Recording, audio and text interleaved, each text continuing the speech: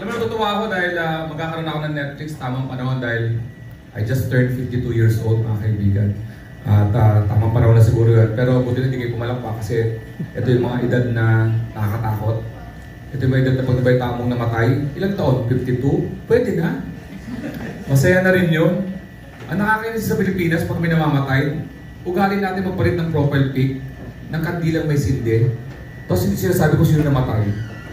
Ano to, hulaan pa? Diba, check mo yung mga photos, sino ba nawawala? Sino ba ako mahina na? Pupunta sa comment section, hindi dahil magko-comment ka ng condolence, para magbasa ka ng kung sino nagtanong na girl, sino namatay. Diba? At ano mo sa lamay, na-addict ako sa butong pakwan. Ano yung butong pakwan? Kaya butong pakwan. Alam mo, addict ka na pag puti na yung labi mo, hindi pa tumigil. Ang nakakainis sa butong pakwan, pag kinagat mo na duro, hindi ka papayag na hindi makuha kahit konti lang. Kasi alam mong nadaya ka. Pero pagka nakagat mo, tapos ang perfect na lumabas sa butong pakwan, yung perfect talaga yun. Parang ang perfect mo pagkatao mo, tapos gusto mo yung post sa Facebook, oh my God, ang perfect ko. Pero ang sa sobrang addict ko, nag-search ako sa Lazada, swear, may totoo, skinless butong pakwan. Meron! Oh my God, bilib ako sa gumawa nun.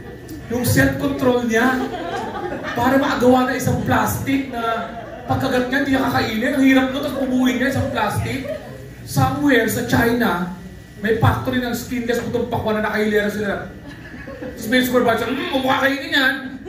Alam mo, pinost ko sa Facebook yun, may nag-comment sa akin, ulul, may taga-bukas na machine na para magkaroon ng skinless butong pakwan. Sinagot ko siya, alam ko. Kaya nga mamamatay ka ng maaga eh. Dahil wala kang sense of humor, hayop ka.